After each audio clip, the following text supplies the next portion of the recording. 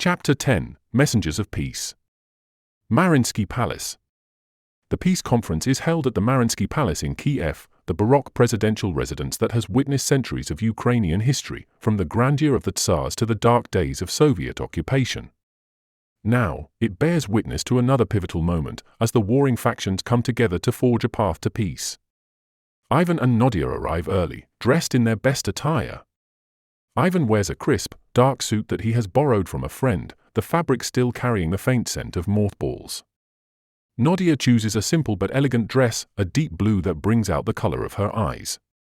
She spends hours the night before trying to tame her unruly curls, wanting to look her best for this moment. But as they enter the grand hall, taking in the high ceilings, the glittering chandeliers, the rows of distinguished delegates, Nadya feels a sudden wave of doubt. Who is she to be here, among these important people? She is just a girl from a small town, a dreamer who has gotten lucky. Surely they will see through her, will realize that she doesn't belong. Ivan notices her hesitation, the way her steps falter on the polished marble floor. He reaches out and takes her hand, his grip warm and reassuring. "Hey," he says softly, leaning in close. "You've got this, girl. You belong here just as much as anyone else." Nadya looks at him, sees the love and the belief shining in his eyes. She takes a deep breath, squaring her shoulders. He is right. She has earned her place here, through her hard work, her dedication, her unwavering commitment to the cause of peace. She isn't going to let her doubts hold her back, not now, not when so much is at stake. They are shown to their seats at the large, circular negotiating table, the polished wood gleaming under the chandeliers. Around them, the room buzzes with activity as diplomats, journalists, and observers take their places. At precisely 10 a.m., the moderator calls the room to order. In the sudden hush, Ivan reaches for Nadya's hand under the table, giving it a reassuring squeeze. They exchange a glance, a silent affirmation of their commitment to each other and to the task ahead. The first day is devoted to opening statements. One by one, the representatives take the floor, laying out their positions, their grievances, their hopes for the future. There are impassioned pleas and sharp accusations, moments of grandstanding and grudging concession. Through it all, Ivan and Nadya listen intently, taking notes and gauging the mood of the room. They know that their role here is not to dominate the conversation, but to guide it, to find the common ground that can serve as a foundation for real, lasting change. As the day wears on, the initial posturing begins to give way to more substantive discussions. Tentative proposals are floated, debated, refined. Ivan and Nadya work tirelessly, shuttling between the different factions, trying to build bridges and find compromises. It is exhausting work, both mentally and emotionally. There are moments of frustration, of setbacks that threaten to derail the whole process. But there are also breakthroughs, small miracles of understanding and empathy that give them hope. One such moment comes on the third day, during a particularly tense discussion about the status of the separatist regions. Tempers are flaring, voices rising, when an older woman stands up from the separatist delegation. "I have lost 2 sons to this war," she says, her voice trembling with grief and anger. 2 bright, beautiful boys who will never come home. And for what? For a line on a map? For a flag? The room falls silent, the raw pain in her words cutting through the politics and the posturing. Ivan and Nadya watch as the woman turns to face her Ukrainian counterparts, her eyes welling with tears. "I don't want revenge," she says softly. "I don't want more mothers to feel this pain. I just want peace. I want a future for our children, for all our children. Can we not find a way to give them that?" In that moment, something shifts. The hardened lines of anger and mistrust soften, replaced by a glimmer of shared humanity. Slowly, hesitantly, the conversation begins to move forward again, but with a new tone of respect, of a willingness to listen and understand. It is a small step, but it is progress. And as the hours turn into days, as the proposals take shape and the agreements are hammered out, Ivan and Nadya begin to feel a growing sense of hope. There are still obstacles, still moments when it all seems impossible. But bit by bit, compromise by compromise, they are moving towards something historic, something that can change the course of their nation's future. And at the heart of it all is their love, the unshakable bond that has brought them to this moment. in the stolen glances across the negotiating table, in the brief touches of hands as they pass in the corridors, they draw strength from each other, a reminder of what they are fighting for. Dinner with the President. That evening, Nadya and Ivan are attending dinner with President Zelensky and his court. "Razor my sila," Ivan whispers as he straightens his tie, the first he's worn since before the invasion. "Together we are strength." Nadya nods, smoothing the blue blazer she's borrowed from a colleague. Beneath it, her vyshyvanka, a traditional embroidered blouse that her babusia gave to her, with patterns specific to the Poltava region, connects her to generations of Ukrainian women who faced hardship with unflinching dignity. Tomorrow, their peace proposal will reach the highest level of government. After months of refinement, advocacy, and growing support from civil society, they've been granted a slot for presentation in front of a global audience. Millions will watch the event in live streaming. "Any kvilyuizha," Nadya tells him, seeing his nervousness. "Don't worry. They invited us because they need fresh ideas. Because we speak for the people who've lived this war, not just military strategists." The early December cold blankets Kiev as their official car approaches the heavily guarded government quarter. Air defense systems punctuate rooftops. Soldiers check their credentials multiple times before allowing them through successive security layers. The weight of the moment presses on them both. Their journey from that first day in the cafe to this presidential meeting seems impossible, yet somehow inevitable, as if all their documentation work, evacuation missions, and peace planning was always leading here. "Remember the sunflower woman?" Nadya asks suddenly as they wait in an anteroom, referencing the viral video from the war's early days, a Ukrainian grandmother offering sunflower seeds to Russian soldiers, telling them, "Put these in your pocket so at least sunflowers will grow when you die on our land." Ivan squeezes her hand. "We're planting different seeds today." The dinner includes more officials than they expected, not just presidential advisors, but military representatives, diplomatic staff, and economic experts. Their peace proposal has clearly touched a nerve in government circles seeking alternatives to the grinding war of attrition. As they enter the dining room, Nadya and Ivan are struck by the understated elegance of the setting. The table was set with simple but beautiful crockery, the centerpiece a vase of fresh sunflowers, a symbol of Ukraine's resilience and hope. Standing to greet them is President Zelensky himself, his friendly smile and warm handshake immediately putting them at ease. "Nadya, Ivan," he says, his voice deep and sincere, "it's an honor to have you here. Your work, your dedication to our country, is an inspiration to us all." Nadya feels a lump in her throat, overwhelmed by the recognition from the man who had become the face of Ukraine's resistance. Ivan, too, looks moved, his eyes shining with pride and gratitude. The grand dining room of the Mariupol Palace is filled with the soft murmur of conversation and the clinking of silverware. The long table is adorned with elegant floral arrangements and flickering candles, casting a warm glow over the gathered dignitaries. President Zelensky sits at the head of the table, surrounded by his closest advisors and key officials. As they take their seats a few places down, the conversation flows easily, ranging from shared memories of life before the war to the challenges of rebuilding a nation. Zelensky listens intently to their stories, his gaze sharp and focused, his questions thoughtful and probing. Then suddenly, he turns to them, a curious and encouraging smile on his face. "Ivan, Nadya, I understand you have a proposal you'd like to share with us," he says, his voice carrying the weight of both authority and genuine interest. Ivan nods, taking a deep breath. "Yes, Mr. President. Thank you for this opportunity." He stands, drawing the attention of the room. "Our framework is built on four core principles: sovereignty, security, justice, and renewal." Nadya follows suit, standing beside Ivan. "We believe these principles are essential for a sustainable peace in Ukraine," she adds, her voice steady and clear. Ivan begins with the first principle. Sovereignty. "We need to establish and reinforce Ukraine's sovereignty through international recognition and support. This means securing commitments from our allies to uphold our territorial integrity and sovereignty through diplomatic channels and defense support." Nadya continues seamlessly. Security. "We must enhance our national security by rebuilding and modernizing our military and law enforcement agencies. This will develop a robust defense infrastructure capable of deterring aggression and ensuring the safety of all citizens. The officials nod, listening intently.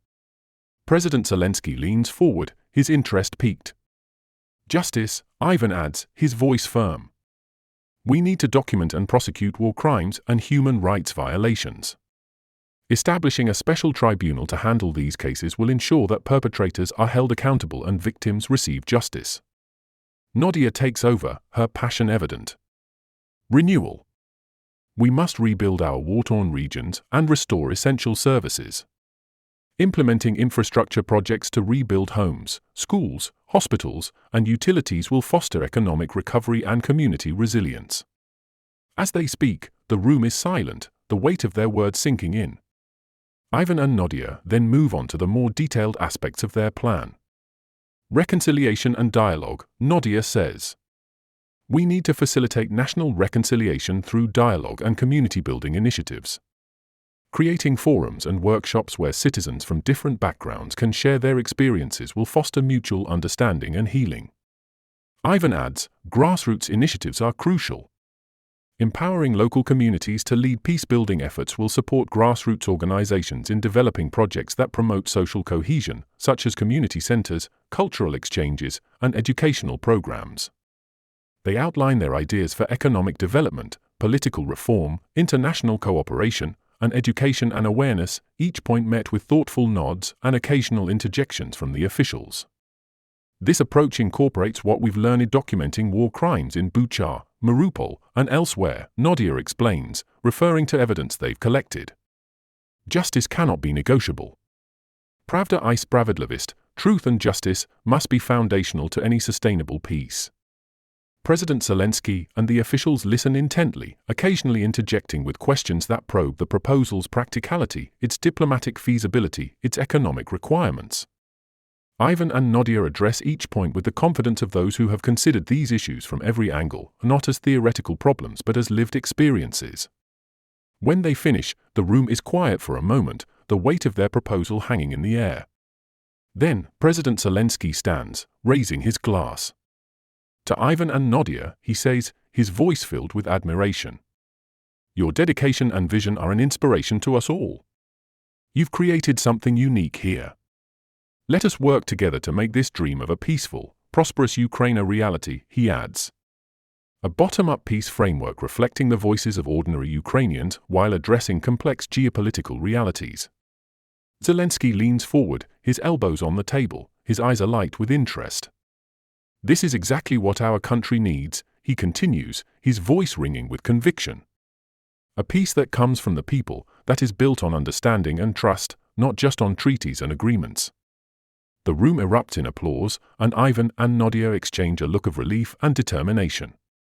They know the road ahead will be challenging, but with the support of their leaders and the strength of their convictions, they are ready to face whatever comes next. The discussion extends far beyond their allocated time. As evening stretches into early night, their proposal's strengths and vulnerabilities are dissected, its innovative aspects highlighted, its challenges acknowledged. Your section on cultural restoration is particularly compelling, notes a Deputy Minister of Culture. Rebuilding not just infrastructure but our heritage, our spadchina, is essential for national healing. Finally, the Presidential Chief of Staff addresses them directly. The President is interested in your approach. He would like to incorporate elements of your framework into our official position. President Zelensky pauses, emphasizing that decision. Nadya, Ivan, I want you to present your peace framework at the upcoming national dialogue. Your voices, your vision, deserve to be heard at the highest levels. Nadya and Ivan exchange a glance, hardly daring to believe what they are hearing. To have the opportunity to share their ideas on an international stage, to contribute directly to the shaping of Ukraine's future, it is beyond their wildest dreams. We are honored, Ivan affirms, his voice thick with emotion. Thank you, Mr. President. Thank you for believing in us.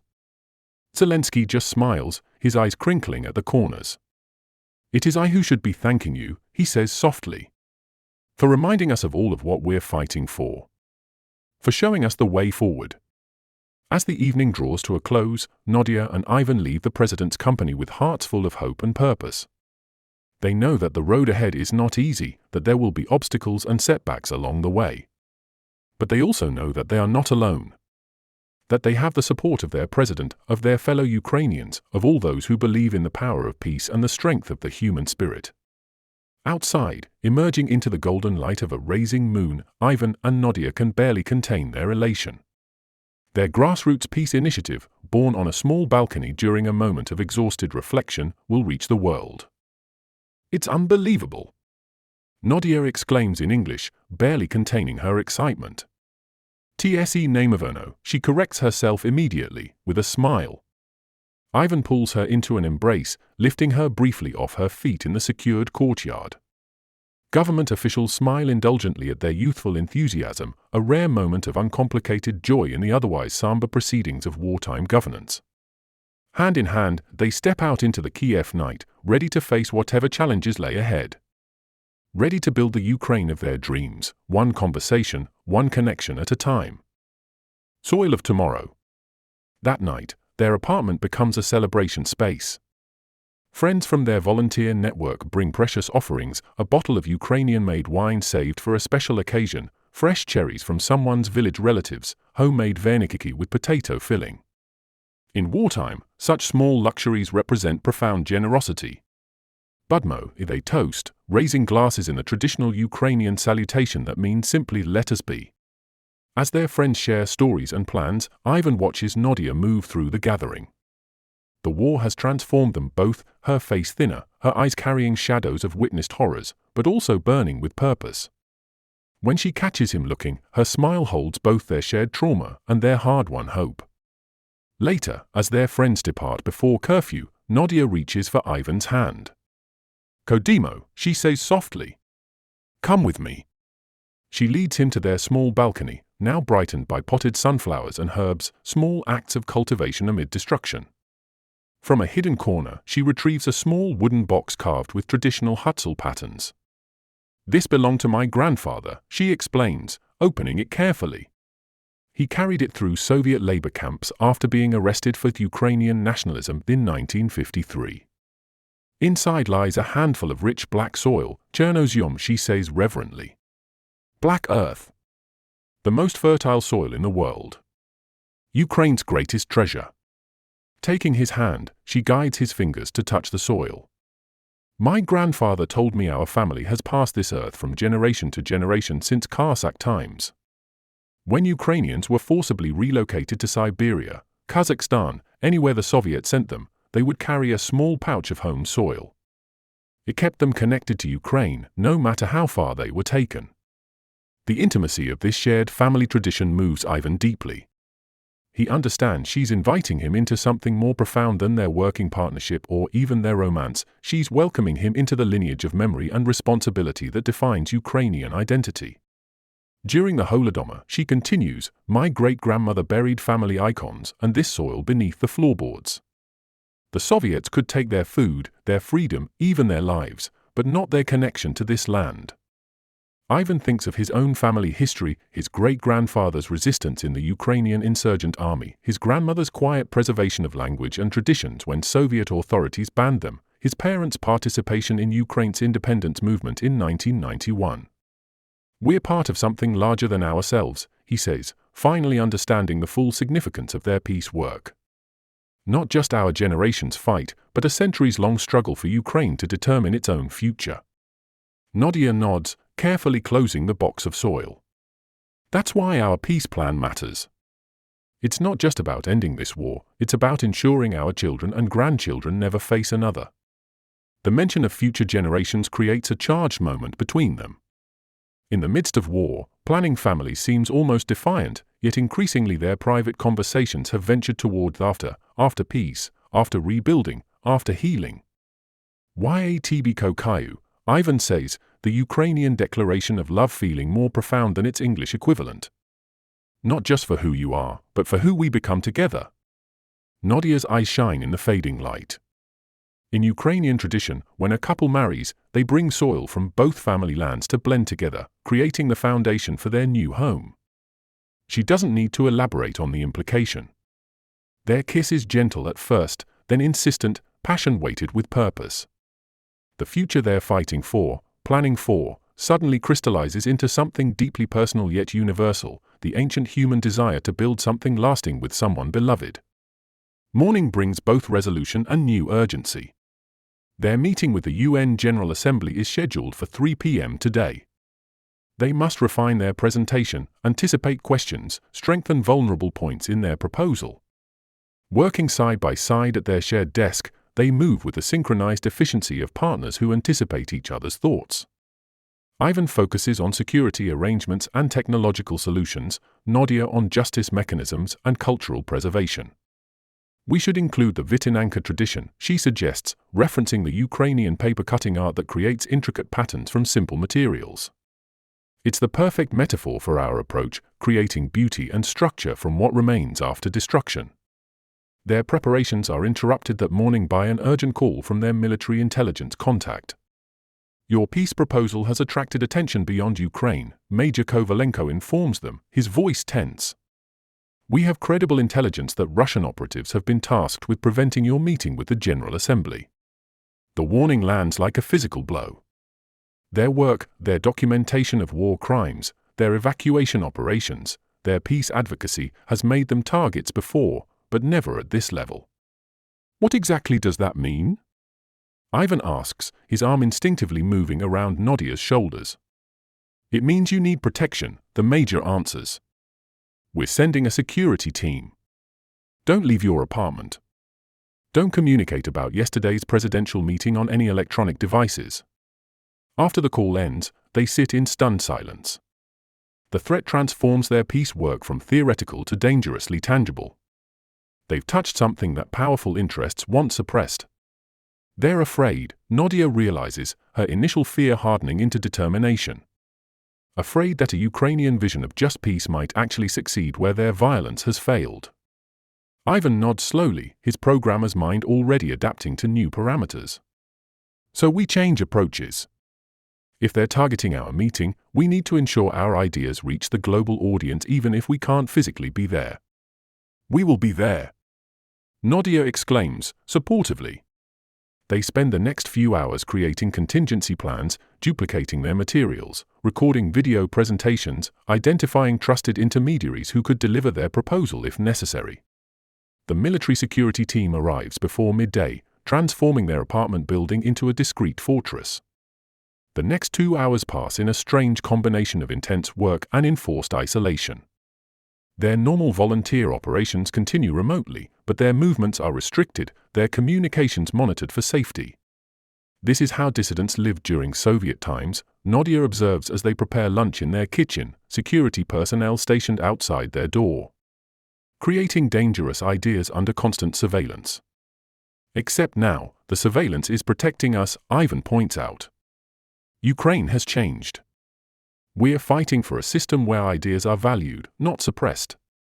As they are about to leave the apartment and reach Mariunsky Palace, they receive news that transforms their personal stakes in the peace process.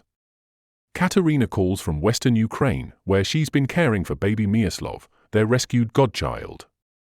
They found his family, she tells them, voice trembling with emotion. His mother is alive, evacuated to Poland. She's been searching for him for months.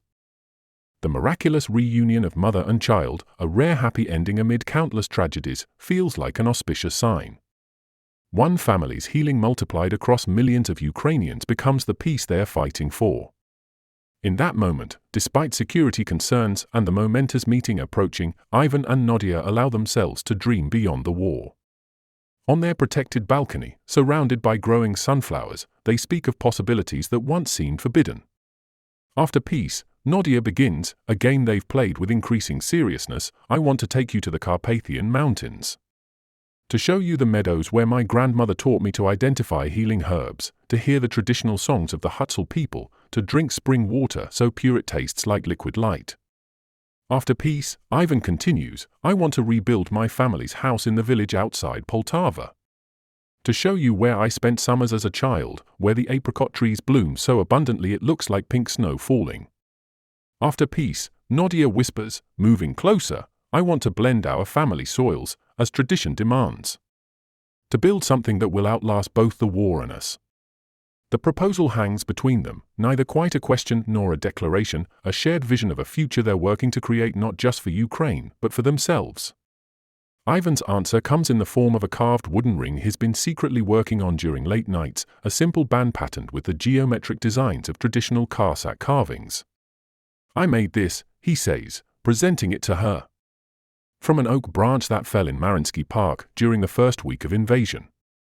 I thought if something beautiful could be created from what was broken." Nadya accepts the ring with hands that tremble slightly, all her usual composure transformed to vulnerability. "Tak," she says simply. Yes, answering a question that didn't need to be asked.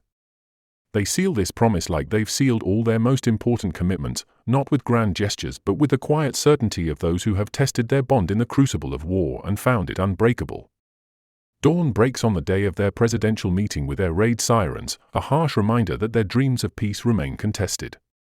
Their security team efficiently moves them to shelter, then to an armored vehicle for transport to the heavily guarded government district. As they approach the palace, Ivan reaches for Nadya's hand. "Razem do Paramohai," he says, "together to victory."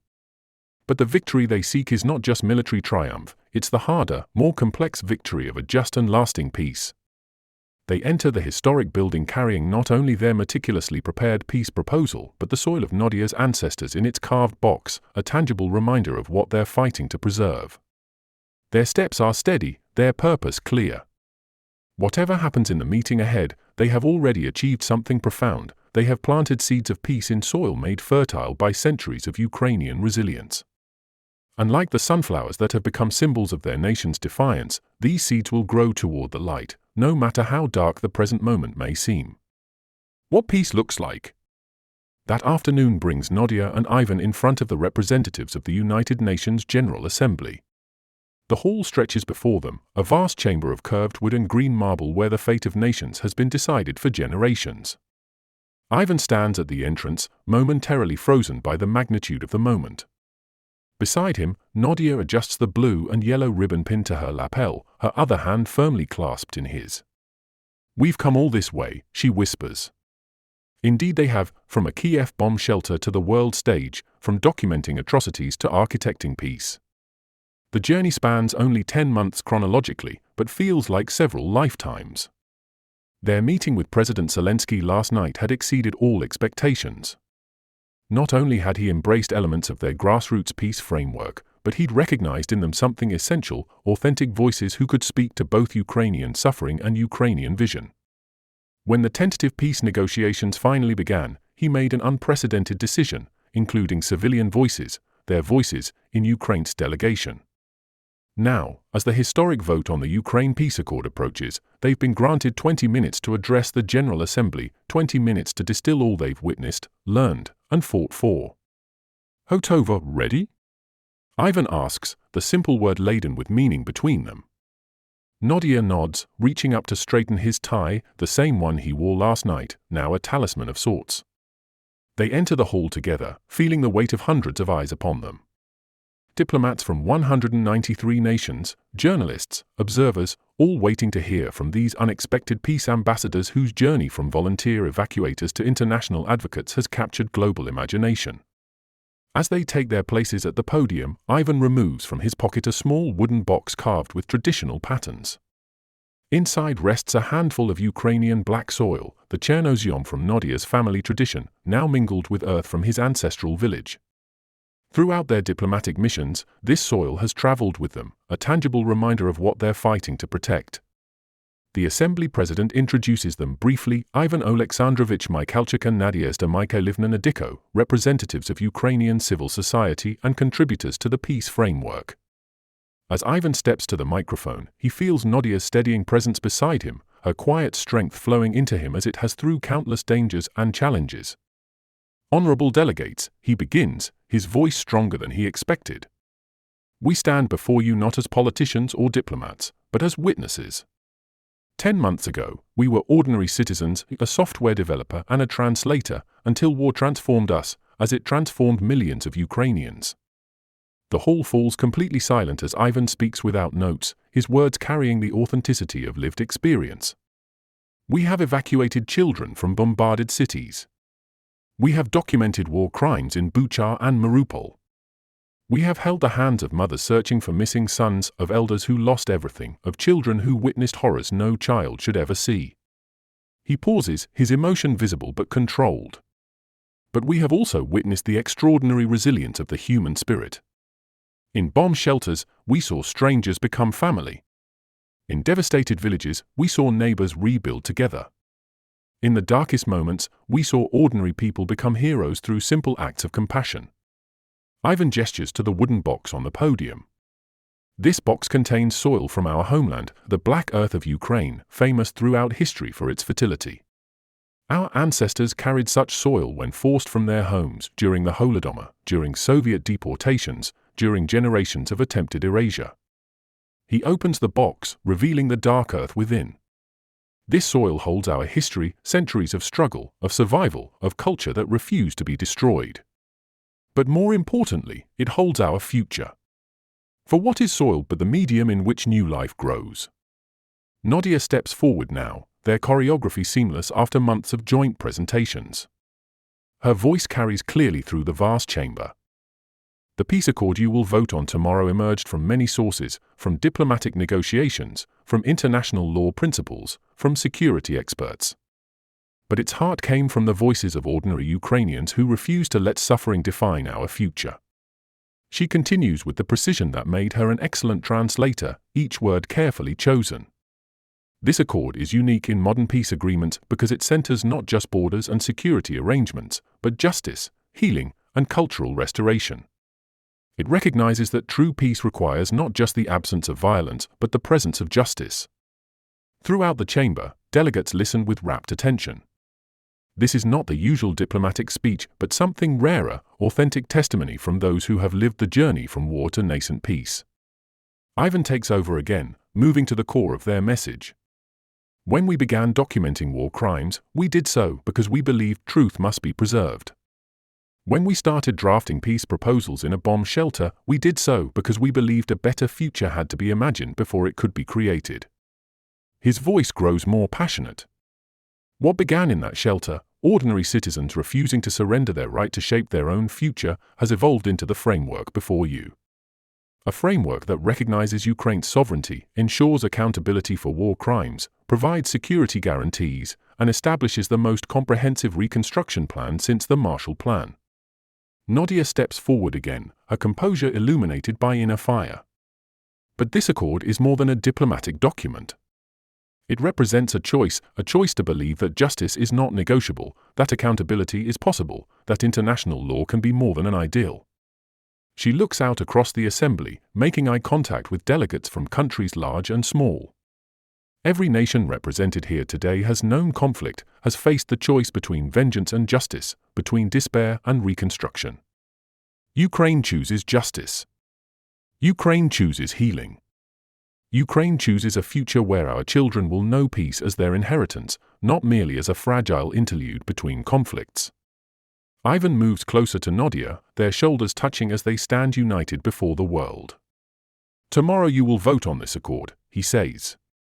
But today, we ask you to remember what gives any peace agreement its power, not just the signatures of leaders or the deliberations of diplomats, but the hope of ordinary people who dream of living without fear. His voice catches slightly as he continues. We have a godson, Miroslav. He was just 3 months old when we rescued him from a filtration camp. His mother had been deported to Russia, his father killed defending Mariupol. For 8 months, they were separated, each believing the other lost forever. The hall is utterly silent as he shares this personal story. Last autumn, through international humanitarian organizations established by this accord's preliminary frameworks, they were reunited. When Miroslav's mother embraced her child after believing him lost forever, she said something I will never forget. She said, "Os tak vyliadai myr, this is what peace looks like." Emotion ripples through the assembly. Several delegates discreetly wipe tears. Not just documents or treaties, Ivan continues, but families reunited, truth acknowledged, justice served, communities rebuilt. Nadya steps forward to take the final part, her shoulders squared and her head held high. As she begins to speak, her voice is steady and clear, ringing out across the room with a quiet strength that seems to fill the very air. But even as her words paint a picture of hope and resilience, of a future where Ukraine is whole and free once more, there is a glimmer of emotion in her eyes. Tears shine there, catching the light like tiny diamonds, a testament to the depth of her feeling, to the weight of all that has been lost and all that is yet to be won. And yet, she does not falter, does not waver. She speaks on, her voice a beacon in the darkness, a promise that even in the face of unimaginable adversity, the spirit of Ukraine will not be broken, will not bend, will not yield. In that moment, she is not just Nadya and Ivan, but the embodiment of an entire nation's unbreakable will, the living proof that hope, in the end, will always triumph over despair. Then she begins, her voice filled with conviction. First, immediate ceasefire and humanitarian corridors, emphasizing with her voice the weight of her statement, so that it could sink well in the heads and hearts of the UN delegates. We call for an immediate ceasefire and the establishment of humanitarian corridors to halt hostilities and allow safe passage for civilians and aid. This will reduce immediate suffering and build trust between the parties. Ivan continues, second, international peacekeeping force. We propose the deployment of a neutral international peacekeeping force to monitor the ceasefire and ensure compliance. This will provide security and stability in conflict zones, preventing further escalation and protecting civilians. Nadya adds, perfectly coordinating the timing of her intervention with Ivan's, third, decentralization and autonomy. We advocate for greater autonomy for the contested regions within Ukraine while maintaining our sovereignty. This will address local grievances and reduce tensions by allowing these regions to manage their own affairs, including language and cultural policies. Ivan nods, fourth, joint economic development initiatives. We propose launching joint economic development projects in the contested regions, funded by both Ukraine and Russia, with international oversight. This will rebuild infrastructure, create jobs, and stimulate economic growth, fostering cooperation and reducing economic disparities. Nadya pauses for a moment, allowing murmurs from the audience to ease, before continuing, fifth, War Crimes Tribunal and Truth Commission. We call for the establishment of a tribunal to prosecute war crimes and a truth commission to document and acknowledge atrocities committed by all sides. This will ensure justice for victims, promote healing, and prevent future violations. Ivan speaks with determination, sixth, security guarantees and neutrality. Ukraine commits to a neutral status, not joining any military alliances, in exchange for security guarantees from Russia and international powers. This will alleviate Russian security concerns while ensuring our sovereignty and territorial integrity. The murmurs increase, but Nadya carries on, building up on her excitement. Seventh, cultural and educational exchange programs. We propose implementing cultural and educational exchange programs between Ukraine and Russia to promote mutual understanding and reconciliation. This will foster people-to-people connections, reduce prejudices, and build a foundation for long-term peace. Ivan continues, eighth, energy cooperation agreement. We advocate for negotiating an energy cooperation agreement that ensures stable and fair access to energy resources for both countries.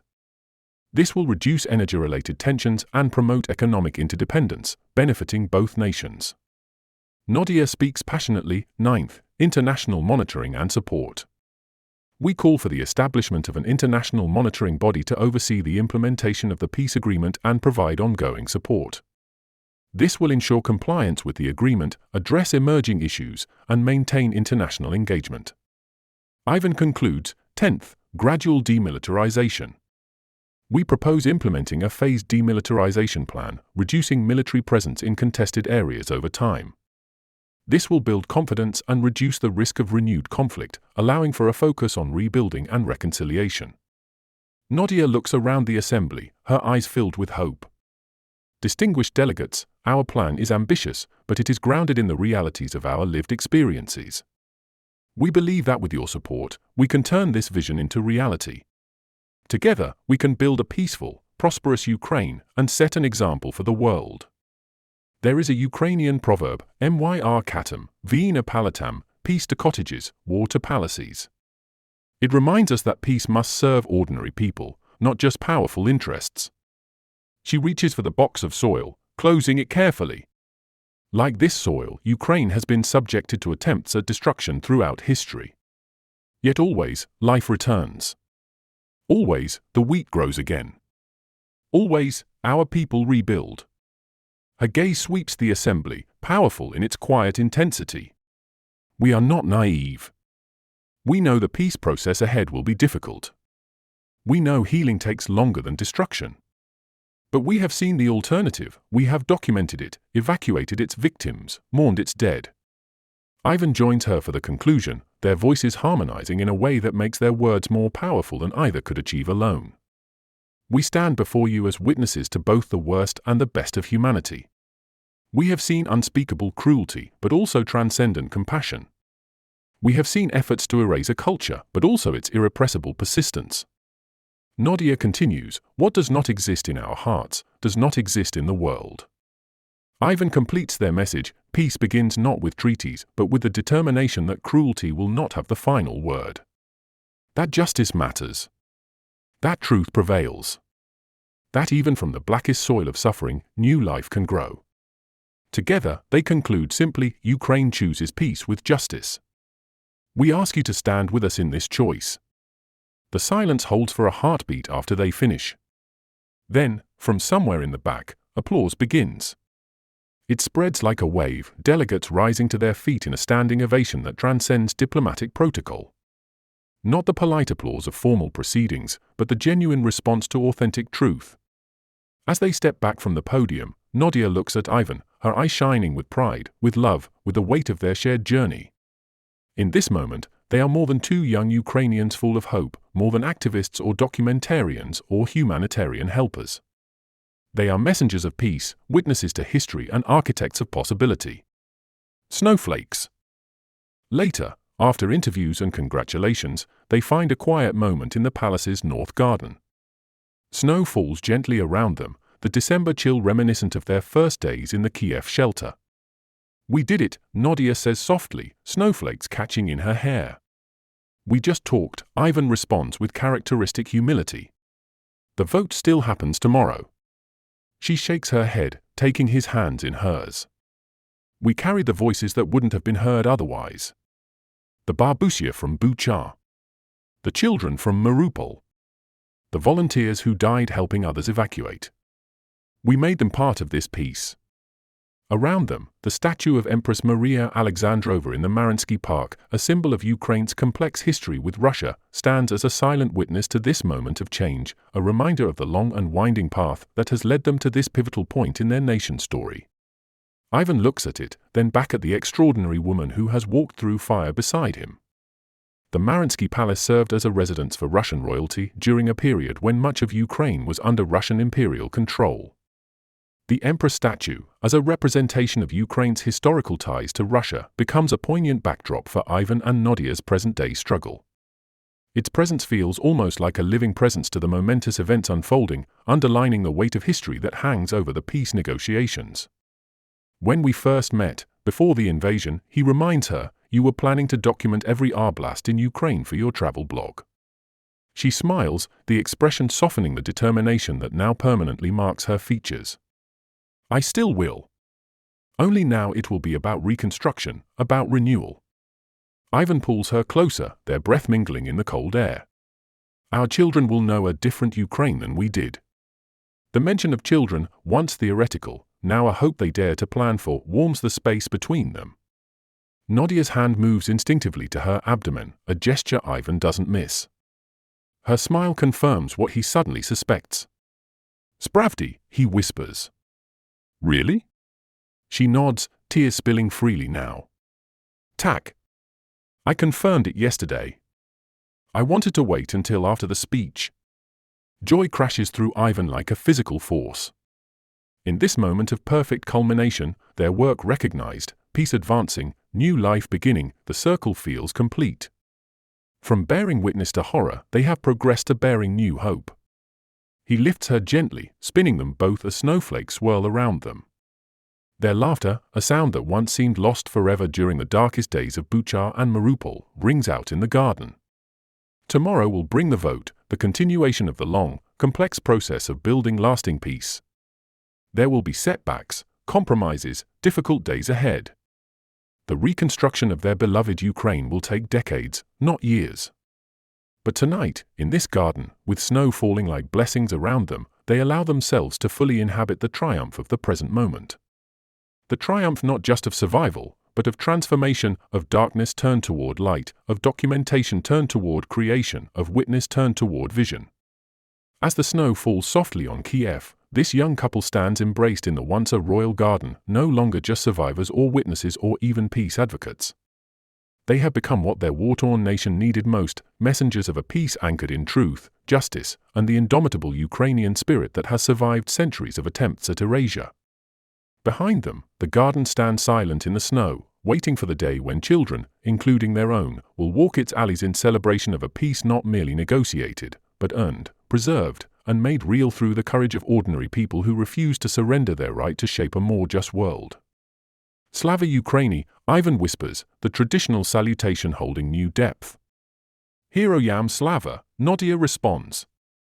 Glory to the heroes, including the unsung ones who evacuated neighbors, documented truths, shared food, maintained humanity in inhuman conditions.